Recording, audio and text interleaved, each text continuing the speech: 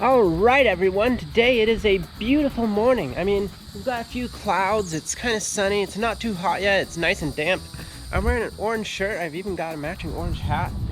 And I've got an exciting project today. So, back here in the corner of the shop is an old LongLife riding mower. So, my plan is to see if I can get this thing out of here today.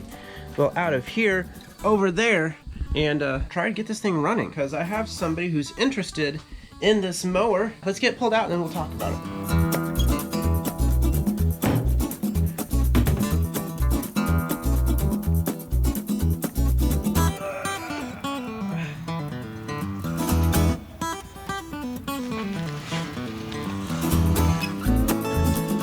Alright, so we got the mower pulled over here and we are ready to start working on it. So I don't know a whole lot about the running condition of this mower. I've never had it running, but I'm very hopeful it won't take a whole lot to get it running. I think it's just been sitting for a while. I don't think it had any major issues that caused it to be set aside. So let's look it over real quick. So I got this mower from the nephew of the original owner, and I think it was just kind of old. I think it's a 1980 something mower.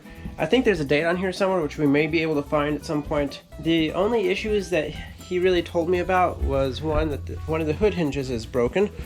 So we'll see here.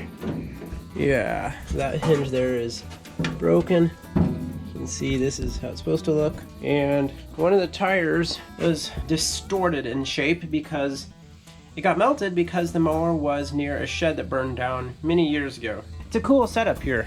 It looks like this is my blade engager.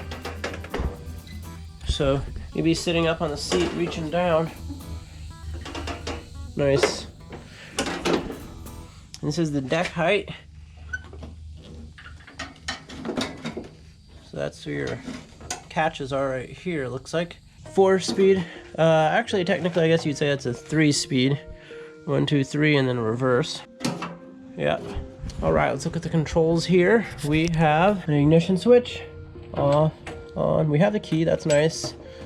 It's a standard mower key, so it doesn't really matter. We have a amp meter, and we have the throttle. That's a good sign that's working. The steering works pretty good. It has an interestingly flexible coupling in there. That's how they chose to do it for this one.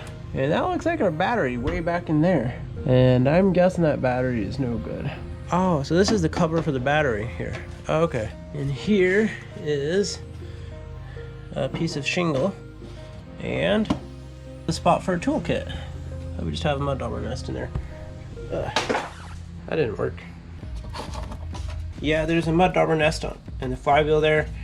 I kind of like to get that out. Okay, so that's enough about looking over the mower. Let's go ahead and see if we can get this thing running. First thing is to check the oil. The oil is actually almost perfect. So we're not going to worry about the oil. It's also a good sign that we may be able to get this running. So next up is going to be fuel and battery. So, okay, parking brake is on. Okay, key does nothing. Let's hook electricity up to it and see if it will crank over. I'll do this real quick. See if I can get it to spin by hand. Huh, normally you can get those to spin by hand when you do that. I hope it's not locked up. That would not be good. I really doubt the engine's locked up, but maybe it is. There we go. Oh, I need to push the clutch in again. Okay. A little concerned there for a second. Okay, let's get the jumper pack on there if we can, and I may have to just take this cover off to get to the battery. So that's real quick. Wow, that is an old lawnmower battery. Check out that decal of the mower on there. Looks like an old wheel horse.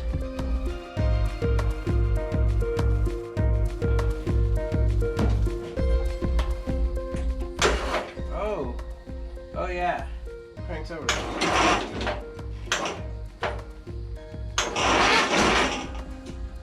Okay, so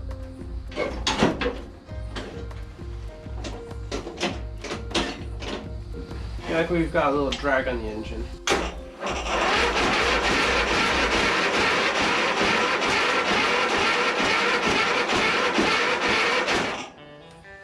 Nice.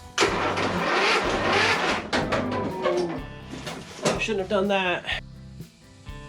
I'm going to take this hinge off. It bent back okay, but any more times that happens, that thing's probably going to break. And the guy who's going to get this mower probably won't appreciate that. So let's just take the hood off real quick.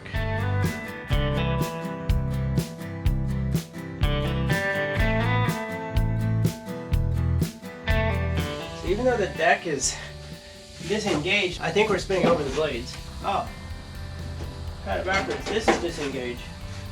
So we definitely had the deck spinning over with it. Okay. Okay, let's try this again. That's the way it's supposed to sound. That sounds normal and right.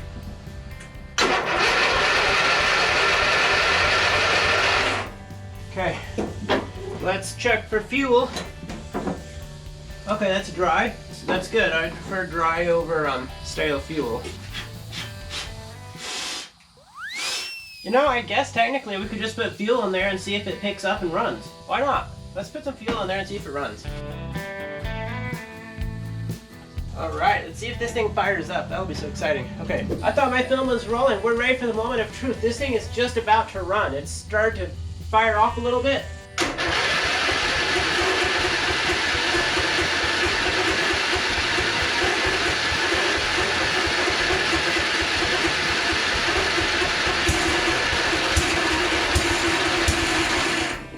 Real close. Yes! Let's go!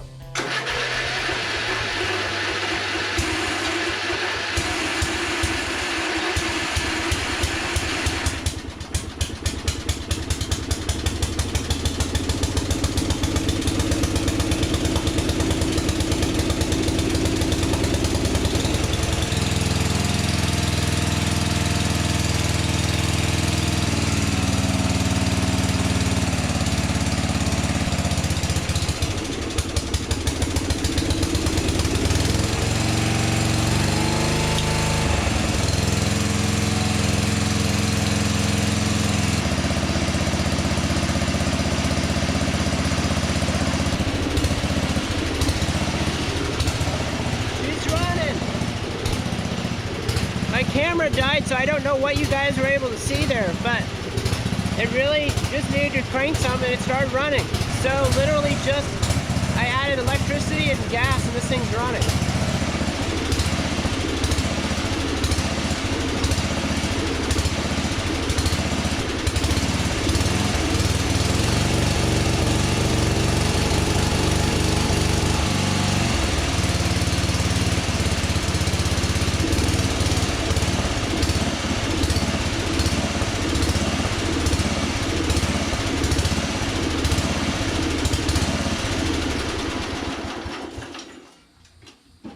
See if it'll stay running with the jumper cables off. Maybe we can put it in gear. Just don't run over the hood.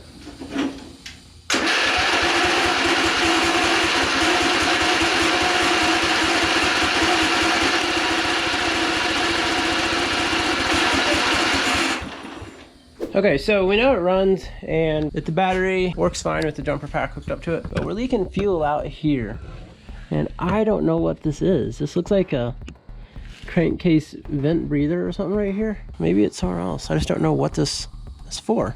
But obviously fuel is filling up in here and backing up into there, which makes me really think that the engine is flooding itself right now, which isn't really good because I don't want to change the oil yet. Might be in for a little bit of a mess here. I'm glad we didn't put too much gas in there. But yeah, it's running pretty decently. I mean, yeah, I could use a carb clean. Not sure how much I want to get into it and how much I'll just leave for the new owner. I'd kind of like to try mowing the yard with it, but let's see if we can get running again. But I'll probably check the oil, make sure it's not overfilled, and see if I can get it to fire up again, and maybe we'll take it out.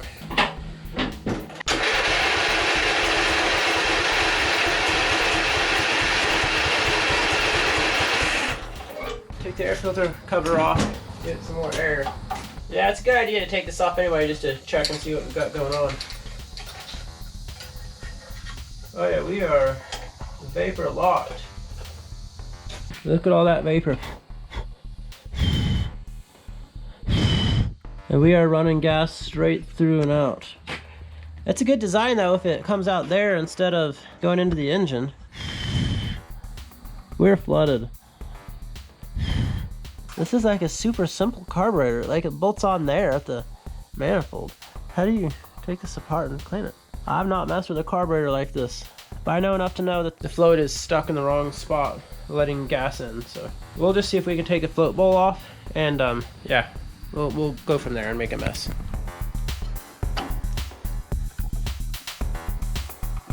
Okay, now the gas should come out of the bottom of the float bowl. Oh yeah, perfect. Let's see, how brittle is this? Because I could just disconnect this and bend it up to keep it from flowing out. Those are plastic and brittle. That's kind of brittle. I think I'm just gonna lose the gas and let it run out into the catch pan. Okay, just let that come out. So that needle is definitely dirty. Surprised this thing ran so good. Maybe it just ran okay because it was flooded. We're gonna try to get the float needle out as well and clean it. There's still a nut on the bottom of this bowl. I probably need to pull that nut out. Let's try that. Oh yeah, there we go. Yeah, now I'll see if the bowl comes off. Yeah, it's definitely a little cruddy in there. Oh, the float can't even go up. Okay, get that float needle out. Oh yeah, it comes right out. Need my needle nose here. Oh yeah.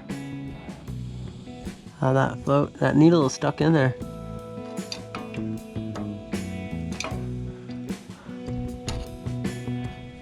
This needle is frozen in there. So I'm gonna try to get this cleaned off. I'll clean off the exposed parts of the carburetor and just try to work with the carburetor installed. Try to get up in there and clean out the needle seat, and we'll try to be real gentle. Don't want to damage anything, obviously. That explains what happened there. It was frozen with the float calling for fuel. So it was like basically run out of gas, which is not a bad idea, but there was just enough residual gas in there that it froze the float like that. So when gas did come in, it couldn't rise up to shut it off. So it was definitely flooding out, but I think we can get it taken care of. Okay, you have to be real careful on these needles because sometimes they're rubber and you can break those rubber tips off.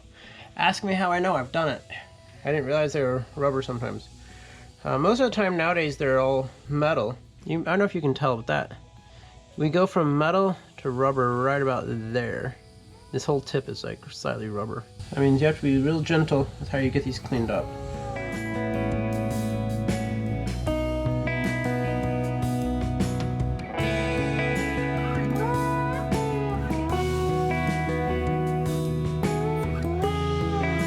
See if we can get that mud dauber nest out of there. Yeah, there's dead spiders. That's a new one. Technically, they're not dead spiders.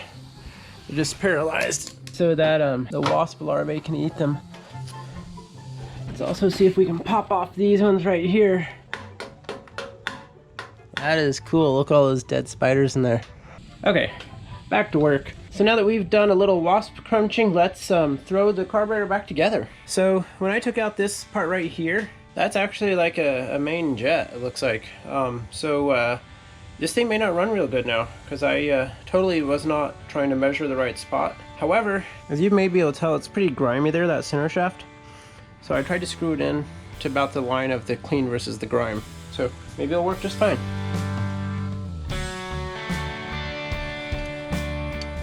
Oh yeah, it's going up and down just fine though. Woo! Much better.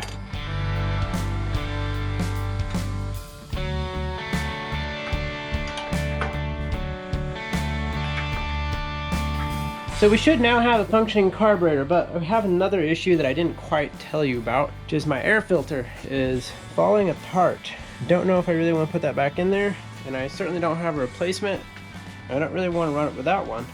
But I think we have another mower with the same engine. Let's bring a flathead screwdriver and go see if we have a better air filter out there. This is the beauty of having a parts yard. Yep, there should be 11 horsepower Craftsman from about the same vintage. Actually, I think this one is newer, but it has this real similar body style, and it's a 11 horsepower Briggs. So yeah, very similar setup here. We'll check and see if this one has a newer air filter. This one looks a lot better. Oh yeah. Maybe this whole air filter assembly actually Might just go right on here.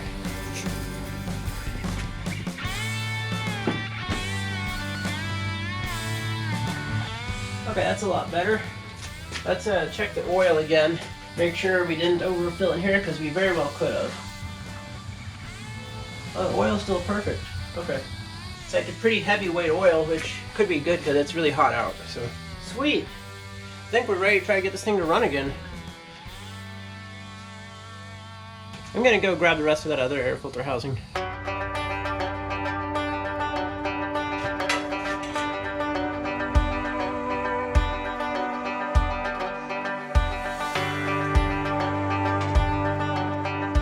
See if this thing will run now. I think it will. I think it's gonna need a little more gas in the tank though. It's not running out the carburetor, so that's good. We're on the right track. So it's possible that I messed up the carburetor settings when I took that needle out, so we'll see if this thing runs or not. Fire in the hole.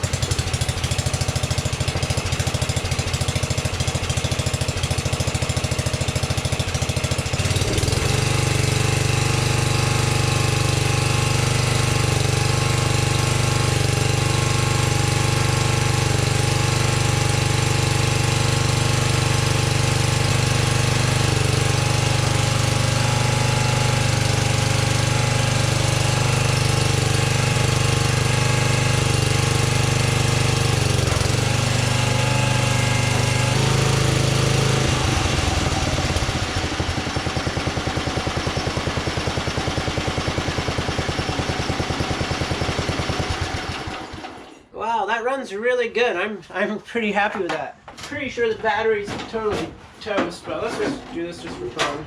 Oh yeah, yeah. It ain't doing anything. Let's get the hood back on and see if we can go take this thing outside and see if we can cut some grass with it. We'll keep this panel off because we'll be starting it with the jumper pack. I don't think I have a good battery to throw into it right now. Let's take this thing outside and put it to the test.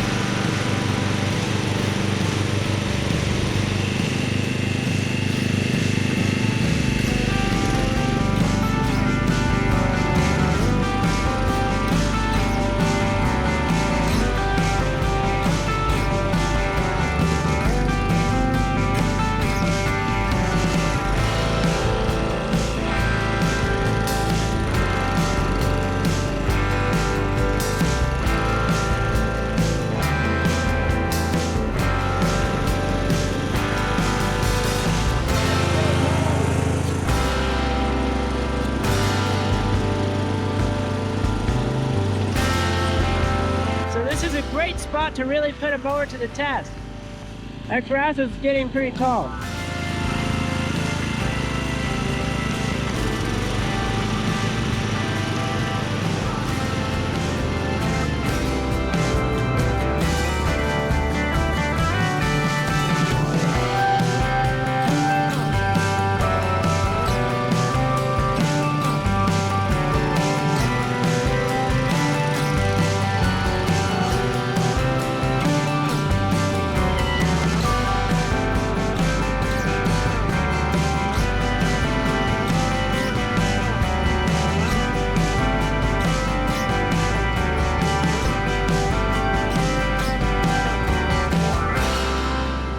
Okay, a few impressions. It cuts pretty decently, but it doesn't cut very wide. It cuts basically like 2 push mowers. It's like a 36-inch cut. It's almost narrower than 2 push mowers almost. It literally just cuts from here to here. It can cut in 2nd gear. I haven't tried 3rd gear yet. And sometimes I miss my gears, and that's a little awkward. I actually kicked it into gear by accident when I stepped up on it once. Anyway, yeah, I think I'm gonna try to see if I can mow most of this yard and then maybe give it a that. Let's do it.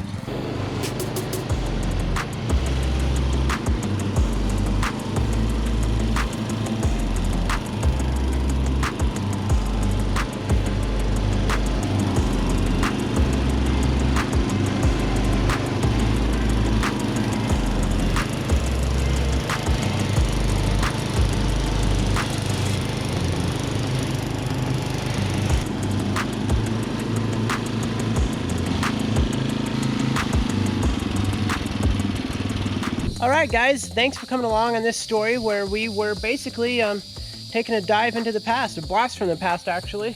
This mower is pretty well preserved, it runs pretty well, it cuts and gets the job done, and I don't know, if this is the 1980s, maybe this is what my yard would look like. I'd probably want to mow it more often, so the grass isn't as long, except for with a mower this narrow, it takes a long time to mow, so it'd probably take me 6 hours to mow my yard, 5 hours to mow my yard, especially when you get into the trees and the obstacles. But yeah, 36-inch cut, and it has a seat, so it's better than a push mower, that's for sure. It was kind of fun to get this thing running and mowing and try it out. Like I said, I think there's somebody that we have interested who may be coming to buy this mower here in not too long. Maybe we'll have a separate video on that, we'll see. He's interested in a few mowers, but I had this sit in the shop for so long, I just wanted to get it out and actually make a video about it before selling it. So yeah, this has been really fun, and I'm pleased with how it turned out. It really didn't need much work at all. Hopefully someone can enjoy it in their collection. Thank you guys for watching. Thanks for tuning in. Feel free to hit a like, hit a like, smash a like, I don't know. Hit the subscribe button if you haven't already, and we'll catch you guys on the next one. Stay safe.